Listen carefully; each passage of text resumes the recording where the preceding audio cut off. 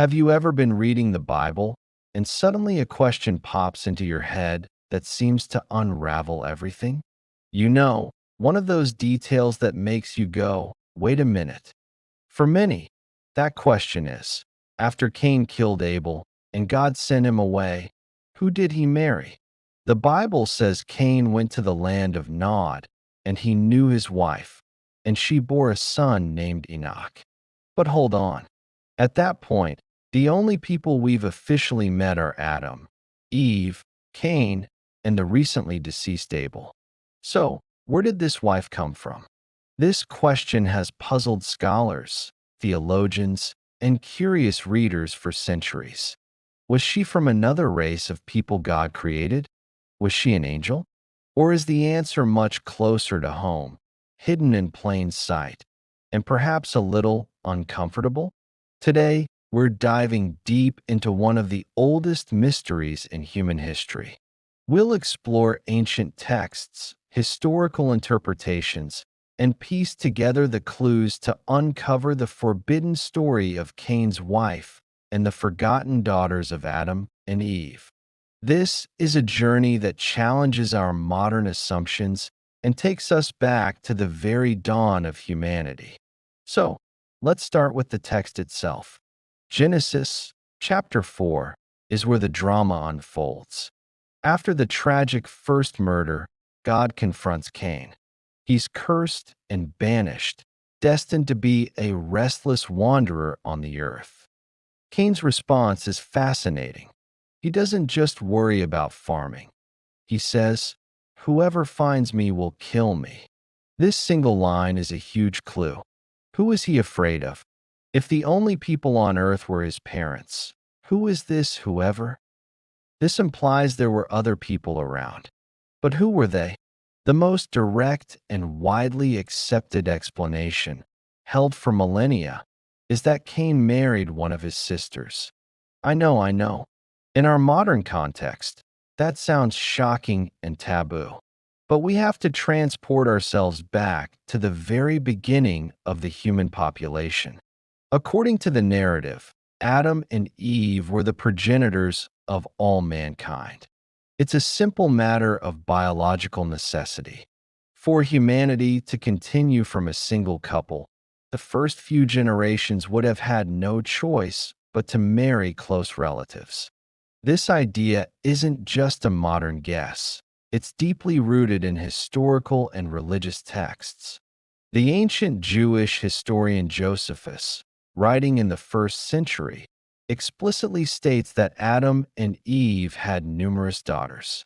The Book of Jubilees, an ancient Jewish work from the 2nd century BC, even gives them names. It names Cain's wife as his sister, Awan. It goes even further, stating that Seth, Adam and Eve's third son, married his sister Asherah. These texts, while not part of the standard biblical canon for most Christians and Jews today, were highly influential and reflect the common understanding at the time. They filled in the gaps that Genesis leaves open. The logic was simple. Adam lived to be 930 years old.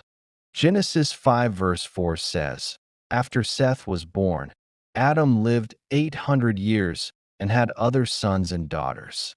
It doesn't say how many, but over 800 years? That could be dozens, if not hundreds, of children. The early earth was being populated by the children, grandchildren, and great-grandchildren of Adam and Eve. Cain wasn't wandering into an empty land. He was likely moving to a region where his siblings and their families were already settling. But what about the moral and biological issues we associate with such a union today? That's a crucial point. The laws against marrying close relatives, found in the book of Leviticus, were given to Moses much later in human history, thousands of years after Cain. The reason for these laws is twofold. Morally, they protect the family structure and prevent exploitation. Biologically, they prevent the concentration of harmful genetic mutations. However, at the very beginning, the human gene pool would have been perfect created directly by God. Adam and Eve would not have carried the recessive genetic defects that we all carry today. It would have taken many generations for these minor mutations to accumulate to the point where marrying a close relative would become genetically risky. So, in Cain's time, it was neither legally forbidden by God nor biologically dangerous. It was simply the only way to fulfill the command to be fruitful and multiply and fill the earth. Of course, this isn't the only theory that has been proposed over the centuries. One alternative idea, often called the pre-Adamite theory, suggests that God had created other races or tribes of people before Adam and Eve. In this view, Cain simply wandered until he found another settlement and married a woman from that group. This theory gained some popularity in the 17th and 18th centuries as a way to explain the existence of different races and to sidestep the uncomfortable issue of sibling marriage. However, this interpretation presents its own significant theological problems. The Bible presents Adam as the first man, and it's from his line that all of humanity, and ultimately the Messiah, descends. If there were other people, it would contradict the core biblical narrative that all of humanity shares a common ancestor in Adam and is in need of salvation through his lineage. For this reason, most mainstream theologians have rejected the pre-Adamite theory. It creates more problems than it solves. The text consistently points to a single origin for all humanity. So, when we put all the pieces together, the most logical and textualist supported conclusion is that Cain's wife was his sister, or perhaps a niece. The other people Cain feared were his own relatives, brothers, nephews, who might seek to avenge Abel's death.